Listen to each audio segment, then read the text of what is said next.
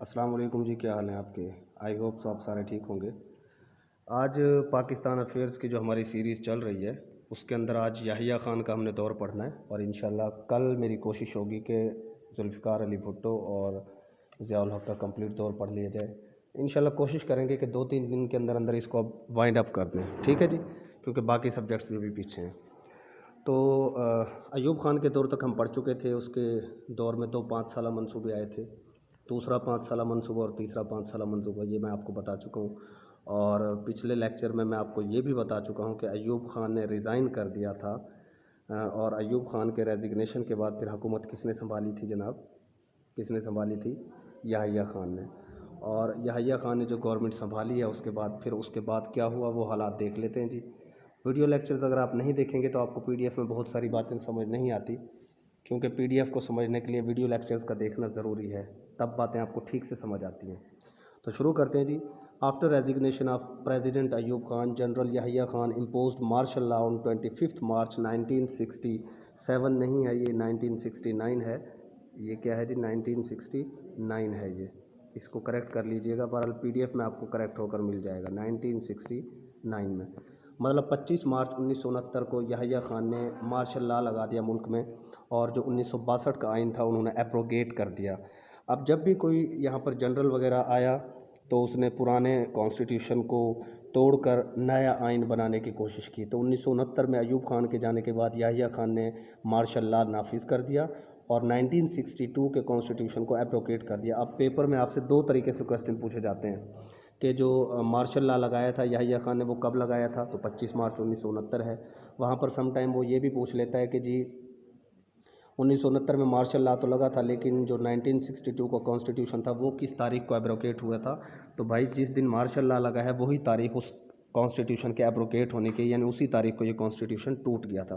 اس کے بعد یحییٰ خان نے کہا کہ جی نئے الیکشنز ملک میں کرائے جائیں گے، ملک کے حالات ٹھیک نہیں تھے، تو انہوں نے کہا کہ جی 5 اکتوبر 1970 سے نئے الیکشنز ہوں گے، 5 اکتوبر 1970 سے نئے الیکشنز ہوں گے، یہ اعلان کر دیا جنرل یحییٰ خان نے۔ ملک کی صورتحال، سیاسی صورتحال ظاہر خراب تھی اور وہ آگاہ تھے ان سارے حالات سے۔ اب یاد رکھیے گا کبھی بھی جب کسی ملک میں الیکشنز ہیلڈ کرائے جاتے ہیں تو الیکشنز کے لیے کانسٹیٹیوشن کا ہونا ضروری ہوتا ہے، بغیر کانسٹیٹیوشن کے، بغیر کانسٹیٹیوشنل شرائط کے کبھی بھی الیکشنز ہیلڈ نہیں ہو سکتے۔ اب آپ کو پتہ ہے کہ 1962 کا کانسٹیٹیوشن تو اس نے ختم کر دیا تھا یحییٰ خان نے، تو پھر اس نے ایک عبوری آئین متعارف کرایا، یعنی ایک ٹیمپریری کانسٹیٹیوشن جس کو آپ کہہ سکتے ہیں۔ میری بات کو سمجھ لیجئے، الیکشنز کبھی بھی کانسٹیٹیوشن کے بغیر آپ ہیلڈ نہیں کرا سکتے، تو اس نے یحییٰ خان نے 1962 کا آئین تو توڑ دیا تھا، لیکن پھر اس نے کہا کہ جی ایک عبوری آئین بنا دیتے ہیں نیا، وقتی طور پر، بعد میں ایک پرماننٹ آئین ہم لے آئیں گے۔ تو اس نے 1970 میں اپنے آرڈر کے تحت legal framework order introduce کروایا، یہی وہ عبوری آئین تھا جس کے ذریعے اس نے 1970 کے الیکشنز کروائے۔ بات کو سمجھ لیجئے گا کہ 1970 میں یحییٰ خان نے ایک عبوری آئین متعارف کروایا تھا الیکشنز کو ہیلڈ کرانے کے لیے، اور اسی عبوری آئین کو، یا ٹیمپریری جو کانسٹیٹیوشن تھا اس کو اس نے لیگل فریم ورک آرڈر کا نام دیا تھا۔ کیا نام دیا تھا جی؟ Legal framework order. تو legal framework order basically کچھ بھی نہیں ہے، ایک ٹیمپریری کانسٹیٹیوشن تھا جو یحییٰ خان کی طرف سے آیا تھا۔ اب یہ لیگل فریم ورک آرڈر کیا تھا جی، اس کی تفصیل آپ کو بتا دیتے ہیں سائڈ پر چل کر، کیونکہ اکثر آپ سے یہ انٹرویوز میں پوچھا جا سکتا ہے اس کے فیچرز کیا تھے، کیا اس کی ساری شرائط تھیں، وہ آپ کو جناب بتا دیتے ہیں۔ اب تھوڑا سا بلکہ لیگل فریم ورک آرڈر کس طرح بنا، کیا بنا ہے، پہلے وہ آپ کو بتا دیتے ہیں اور پھر اس کے فیچرز آپ کو بتا دیتے ہیں۔ دیکھیں جی، یحییٰ خان نے ایک کمیشن بنایا تھا، ہمیشہ ہی ایک کمیشن بنایا جاتا ہے کبھی بھی جب کوئی کانسٹیٹیوشن لے کر آیا جائے، کوئی ترامیم لے کر آئی جائیں۔ نومبر 1969 میں انہوں نے یہ کمیشن بنایا تھا، اور اس کمیشن کا کام تھا کہ ایک ٹیمپریری آئین بنایا جائے ملک کے لیے جس کے ذریعے الیکشنز کروائے جائیں گے، ٹھیک ہے۔ نومبر 1969، اس ڈیٹ کو اچھی طرح یاد کر لیجئے گا، اور اس کمیشن نے اپنی رپورٹ پیش کی تھی 30 مارچ 1970 کو، ٹھیک ہے جی۔ 30 مارچ 1970 کو کمیشن نے اپنی رپورٹ پیش کر دی، اور یہ جو رپورٹ جو اس نے پیش کی تھی کمیشن نے، اسی کا نام لیگل فریم ورک آرڈر رکھا گیا۔ اس رپورٹ کا نام کیا رکھا گیا جی؟ Legal framework order. اور پھر مستقبل میں اسی لیگل فریم ورک آرڈر کے ذریعے کیا ہونے تھے؟ آپ کے الیکشنز ہونے تھے، اس لیے آپ کے لیے یہ جاننا ضروری ہے کہ یہ legal framework order basically کیا تھے، ان کی شرائط کیا تھیں۔ ظاہر سی بات ہے اس کے اندر مکمل شرائط بتائی گئی تھی کہ الیکشنز وغیرہ کس طرح ہوں گی، کتنی سیٹیں ہوں گی ایٹسیٹرا، یہ سارا کچھ اس کے اندر آپ کو ابھی بتا دیتے ہیں۔ LFO legal framework order آپ کو بتا چکا ہوں کہ 1970 میں آئے تھے۔ کمیٹی اس کی کب بنائی گئی تھی جی؟ کمیٹی کب بنی تھی؟ 1969 میں۔ تو اس کی شرائط دیکھ لیتے ہیں، اس کے فیچرز دیکھ لیتے ہیں جناب۔ سب سے پہلا فیچر تو یہ تھا کہ آپ کو پتہ ہے کہ 1955 میں 1 یونٹ جو ہے سٹارٹ کر دیا گیا تھا، اور جو ویسٹ پاکستان تھا، مغربی پاکستان تھا، اس کے 4 صوبوں کو ضم کر کے ایک صوبہ بنا دیا گیا تھا۔ تو اس نے سب سے پہلے تو یہ کیا کہ جو 1 یونٹ تھا نا اس کو اینڈ کر دیا، یعنی اینڈ آف 1 یونٹ۔ پہلا پوائنٹ اس کا یہ تھا کہ اینڈ آف 1 یونٹ۔ اس نے کہا کہ جی 1 یونٹ کو ختم کرو اور مغربی پاکستان کے جو 4 صوبے ہیں ان کو بحال کر دو، ٹھیک ہے جی۔ 1 یونٹ میں آپ کو پہلے پڑھا چکا ہوں، مطلب پہلا پوائنٹ کیا تھا کہ 1 یونٹ کو ختم کرو اور 4 صوبوں کو ان کی پہلے والی حیثیت کے اوپر بحال کر دو۔ اس کے بعد دوسرا پوائنٹ ان کا یہ تھا کہ انتخابات کے لیے عوام براہ راست ووٹ ڈالیں گے، اور عمر کی جو حد ہے وہ 21 سال رکھی گئی، یعنی کہ ڈائریکٹ جو ہے نا عوام ووٹ کر سکتی تھی، جو پبلک ہے وہ ڈائریکٹ ووٹ کر سکتی تھی۔ پبلک کیا کر سکتی تھی جی؟ پبلک آپ کی ڈائریکٹ ووٹ کر سکتی تھی۔ پہلے آپ کو پتہ ہے کہ پیچھے پبلک کو یہ حق حاصل نہیں تھا، یہ ایک اچھا قدم تھا، اور پبلک کو ووٹ کرنے کے لیے جو عمر کی حد رکھی گئی تھی وہ 21 سال رکھی گئی تھی۔ کتنے سال رکھی گئی تھی جی؟ 21 سال۔ تو یہ دوسرا پوائنٹ آ گیا۔ اس کے بعد تیسرے پوائنٹ کی اگر ہم بات کریں تو انہوں نے کہا تھا جی کہ اگر کوئی شخص الیکشنز میں حصہ لینا چاہتا ہے تو اس کے لیے کم از کم جو عمر کی حد ہے وہ کتنے سال ہوگی، یعنی جو کینڈیڈیٹ الیکشن لڑنا چاہتے ہیں، کینڈیڈیٹ کے لیے جو عمر کی حد ہے وہ کم از کم 25 سال ہوگی۔ 25 سال سے کم عمر کا بندہ الیکشن نہیں لڑ سکتا۔ یہ 1900 اپنا لیگل فریم ورک آرڈر کا ایک امپورٹنٹ پوائنٹ تھا، ٹھیک ہے جی۔ اس کے بعد چوتھا پوائنٹ یہاں پر جو آیا اس میں انہوں نے یہ کہا کہ جی جو اگر نئی قومی اسمبلی جو بنتی ہے نا، جب الیکشنز ہو جائیں گے، ظاہری سی بات ہے جب الیکشنز ہو جاتے ہیں تو MNAs وغیرہ سلیکٹ ہو جائیں تو نئی نیشنل اسمبلی بن جاتی ہے، نیو ایک قومی اسمبلی بن جاتی ہے۔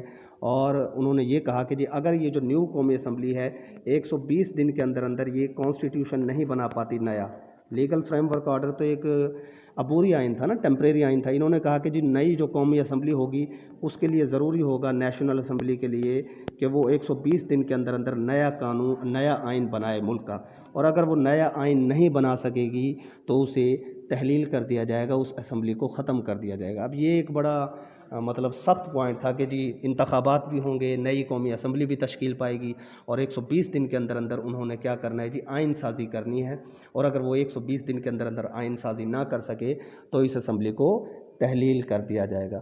اب اس کے بعد ایک پوائنٹ آپ کے ذہن میں آنا بھی چاہیے کہ یار جب یہ 1 یونٹ کو ختم کر دیا، اب 1 یونٹ جب ختم ہو گیا تو ظاہری سی بات ہے 1 یونٹ کے ختم ہونے کے بعد ایسٹ پاکستان کا تو ایک ہی صوبہ تھا، مشرقی پاکستان کا جو بنگال تھا، اور ویسٹ پاکستان کے 4 صوبے تھے۔ تو یہ 4 صوبے اور ایک صوبے، تو پھر ان میں کس طریقے سے سیٹوں کی جو ہے تقسیم ہوگی، ٹھیک ہے جی۔ یہ ایک امپورٹنٹ پوائنٹ تھا کہ سیٹوں کی تقسیم کو کس طریقے سے کیا جائے۔ لیکن جناب یہاں پر انہوں نے جو سیٹوں کی تقسیم ہے نا، اسمبلی کی سیٹوں کی تقسیم، وہ آبادی کے لحاظ سے ان کو نشستیں دی گئیں۔ کس لحاظ سے نشستیں دی گئی تھی؟ آبادی کے لحاظ سے۔ کل قومی اسمبلی کی نشستیں 313 رکھی گئی تھیں، اور 13 جو سیٹس تھیں وہ خواتین کے لیے مختص تھیں، ٹھیک ہے، جبکہ خواتین کو جنرل سیٹس پر بھی لڑنے کا حق حاصل تھا۔ مطلب کہنے کا یہ ہے کہ اگر نیشنل اسمبلی کی سیٹس کی ہم بات کریں، کل جو نیشنل اسمبلی کی سیٹس ہیں وہ 313 رکھی گئی ہیں۔ کتنی رکھی گئی ہیں جی؟ 313۔ اور ان 313 سیٹس کی اگر ہم ڈویژن کریں تو اس کے اندر جو 300 سیٹس تھیں وہ جنرل سیٹس تھیں، اور جو 13 سیٹس تھیں وہ وومن سیٹس تھیں، لیکن عورتوں کو ان جنرل سیٹس کے اوپر لڑنے کا بھی حق حاصل تھا۔ تو یہ ایک امپورٹنٹ پوائنٹ ہے کہ 1962 کے کانسٹیٹیوشن میں ٹوٹل سیٹس 313 رکھی گئیں، اور 313 سیٹس میں 300 جو سیٹس تھیں وہ جنرل سیٹس تھیں، 13 سیٹس وومن سیٹس تھیں۔ یہ امپورٹنٹ پوائنٹ ہے، MCQs میں آپ سے پوچھا جا سکتا ہے۔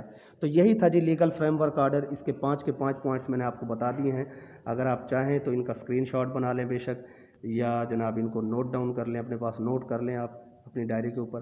تو 5 پوائنٹس میں دوبارہ بتا دیتا ہوں۔ Number 1، and of 1 unit, 1 unit کو ختم کر دیا گیا، اور 4 صوبے جو ویسٹ پاکستان کے تھے ان کو بحال کر دیا گیا۔ نمبر 2، پبلک کو ڈائریکٹ ووٹ ڈالنے کا حق دیا گیا۔ ووٹ ڈالنے کی عمر کم از کم 21 سال تھی، جو آج کل 18 سال ہے، اور کینڈیڈیٹ کے لیے الیکشن لڑنے کی عمر کم از کم 25 سال تھی، جو آج کل بھی 25 سال ہی ہے۔ اور ایک امپورٹنٹ پوائنٹ اس کے اندر یہ شامل کیا گیا کہ جو نئی اسمبلی بنے گی ووٹنگ ہونے کے بعد، الیکشنز ہونے کے بعد، اس کو 120 دن کے اندر اندر آئین سازی کرنی ہوگی، اور اگر یہ اسمبلی 120 دن کے اندر اندر آئین سازی نہیں کر پاتی تو اس اسمبلی کو ختم کر دیا جائے گا، تحلیل کر دیا جائے گا۔ اس کے بعد اگر سیٹس کی ڈویژن کی بات کریں تو یہ بھی آپ کو میں بتا چکا ہوں کہ ٹوٹل نیشنل اسمبلی کی سیٹس 313 مختص کی گئی، 300 سیٹیں جنرل تھی اور 13 عورتوں کی سیٹیں تھیں، اور عورتوں کو اپنی سیٹوں کے علاوہ جنرل سیٹس کے اوپر بھی الیکشن لڑنے کا حق حاصل تھا۔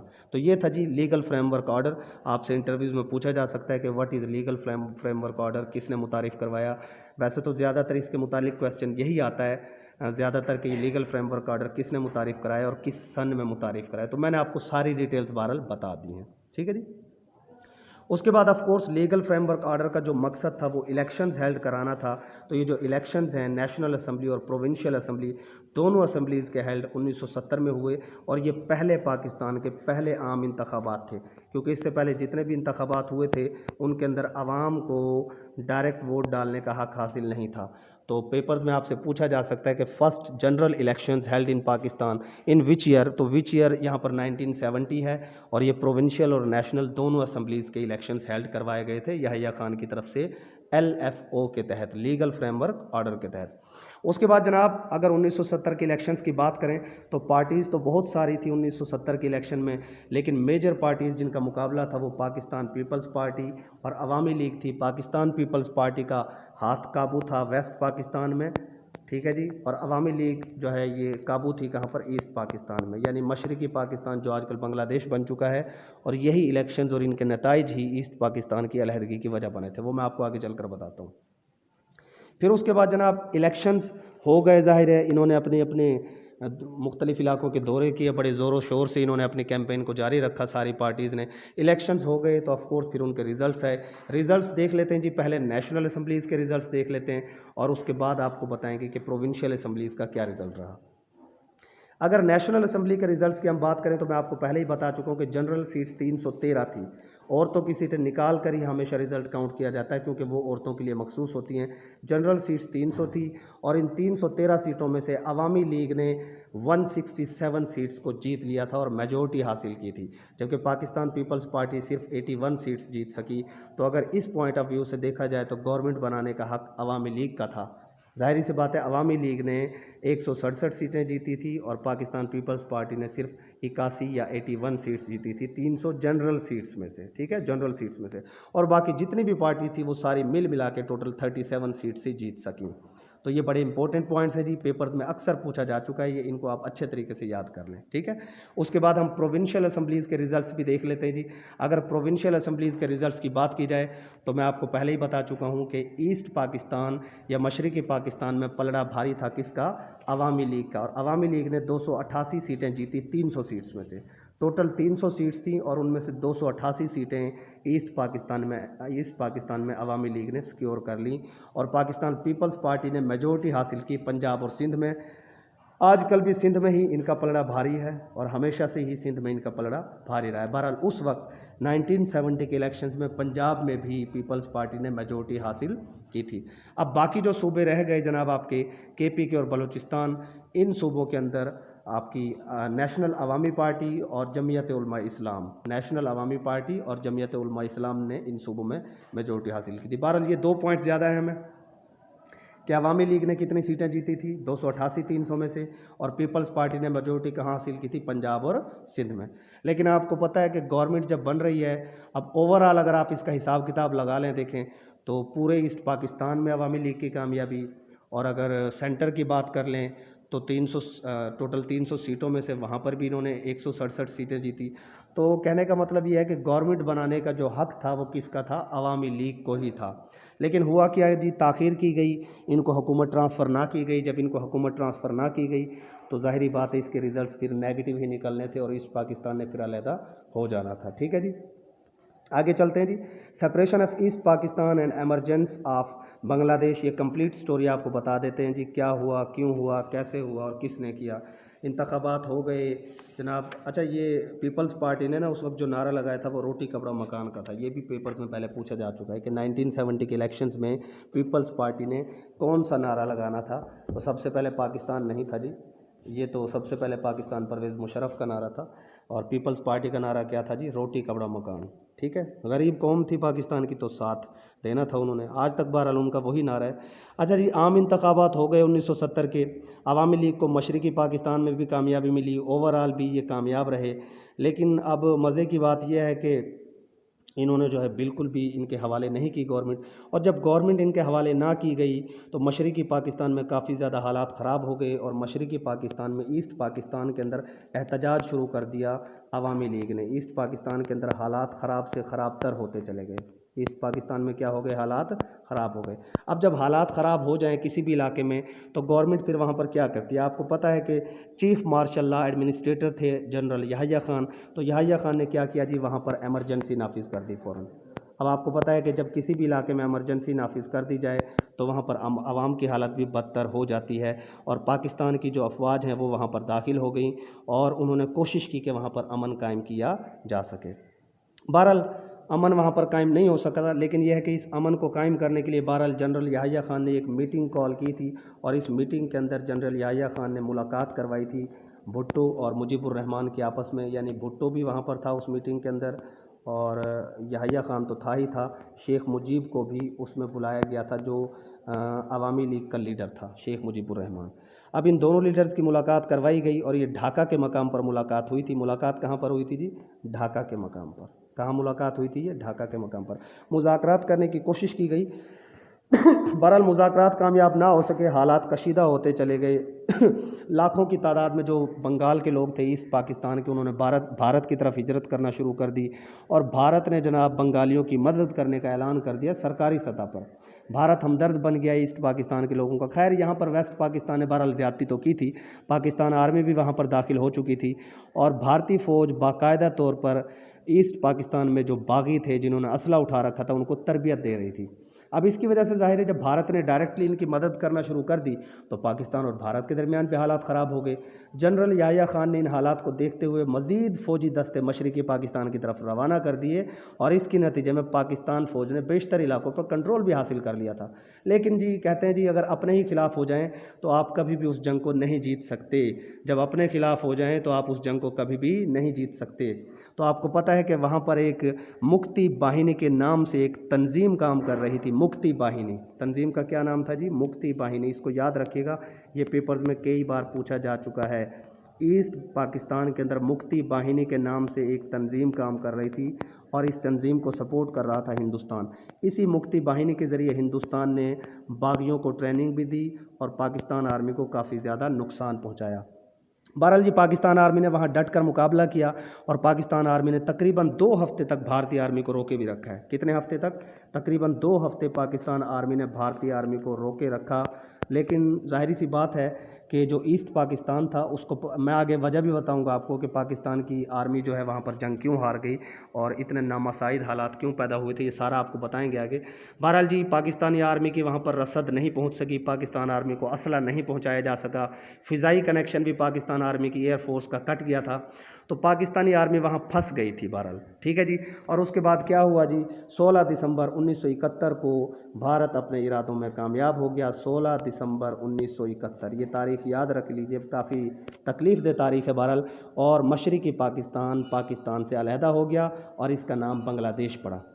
اس کے بعد یہی جو 16 دسمبر ہے اس کے حوالے سے ایک اور MCQs بھی پیپر میں پوچھا جاتا ہے کہ 16 دسمبر 2014 کو ہی آرمی پبلک اسکول پشاور کے اوپر بھی اٹیک ہوا تھا۔ مطلب یہ 16 دسمبر کی جو تاریخ ہے پاکستان کے لیے منحوس ثابت ہوئی ہے۔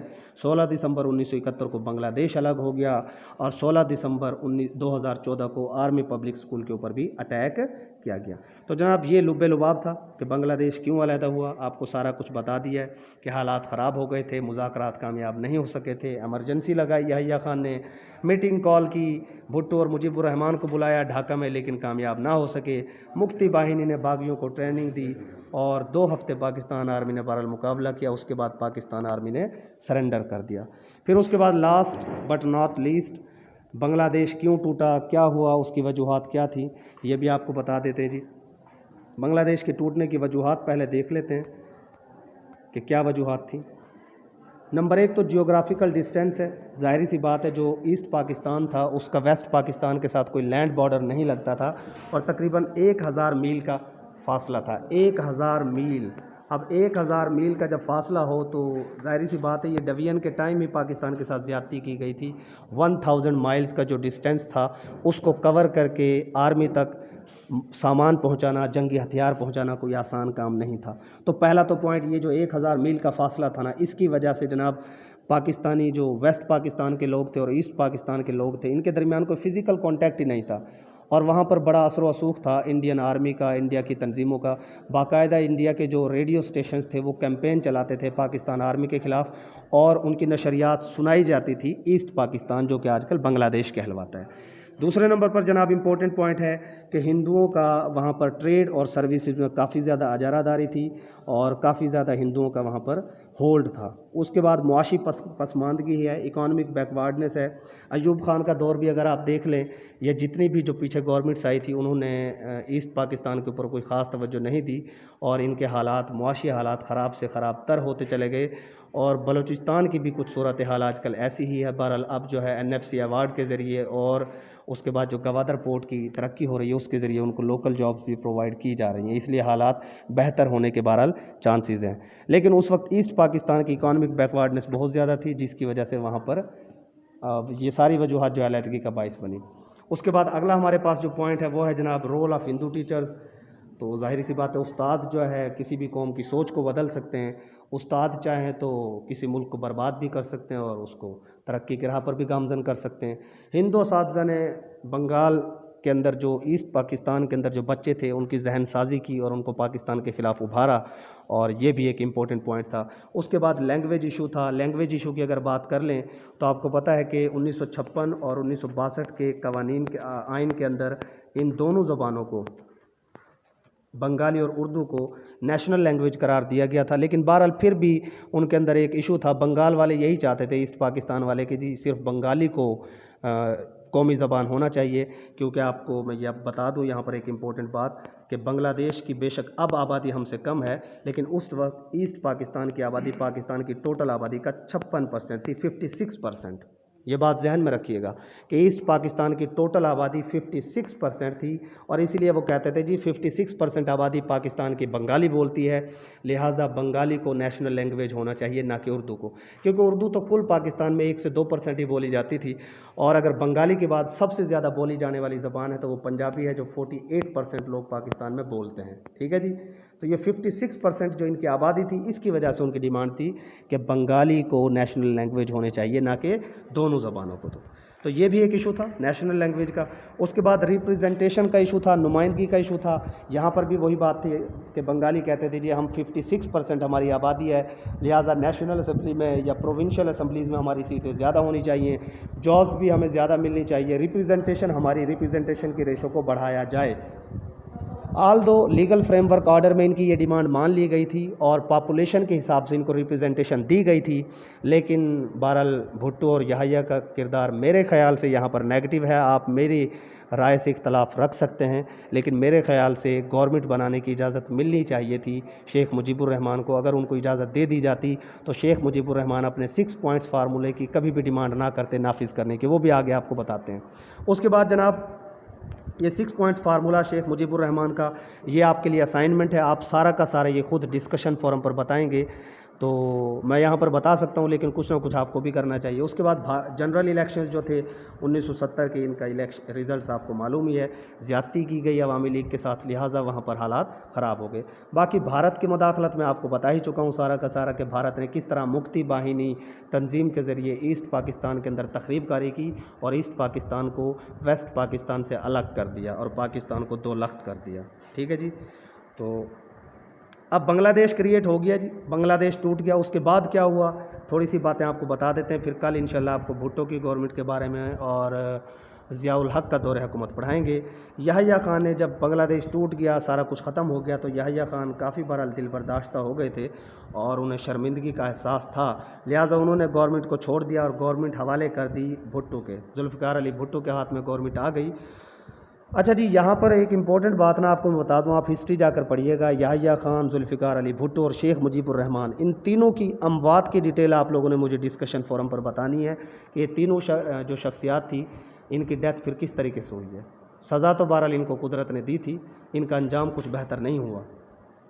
ذوالفقار علی بھٹو پاکستان کے پہلے سول مارشل لا ایڈمنسٹریٹر بن گئے، پاکستان کی ہسٹری کے پہلے سول مارشل لا ایڈمنسٹریٹر. اور اس کے بعد جناب انہوں نے ایک عبوری آئین بہرحال متعارف کرایا. انہوں نے کہا کہ جی ایک عبوری آئین بنا دیتے ہیں. ظاہری بات ہے یہ لیگل فریم ورک آرڈر کو انہوں نے پھر توڑ دیا تھا، ختم کر دیا تھا، اور ایک نیا انہوں نے ٹیمپریری یا عبوری کانسٹیٹیوشن ملک میں نافذ کیا. 1962 کا آئین یحییٰ خان نے توڑا اور پھر لیگل فریم ورک آرڈر کو منسوخ کر دیا ذوالفقار علی بھٹو نے، اور ایک ٹیمپریری کانسٹیٹیوشن عبوری کانسٹیٹیوشن 1972 میں نافذ کیا گیا، جس کے ذریعے کنٹری افیئرز کو چلانا تھا. ظاہر ہے آئین سازی کے بغیر آپ ملکی افیئرز کو نہیں چلا سکتے. اس کے بعد جناب انہوں نے ایک کمیٹی تشکیل دی. ظاہری سی بات ہے یہ ایک عبوری آئین تھا، اور 25 نیشنل اسمبلی کے جو ممبرز تھے ان کو یہ کام اسائن کیا گیا کہ ملک کا جو آگے جو 1973 کا آئین تھا نا، اس کے لیے یہ کمیٹی بنائی گئی تھی کہ آپ جناب اپنی اپنی رائے دیں، ایک رپورٹ بنائیں، تجاویز دیں. اور 25 یہ ممبرز تھے ٹوٹل جنہوں نے پھر آگے جو کانسٹیٹیوشن بننا تھا اس کے لیے اس کمیٹی میں شرکت کی.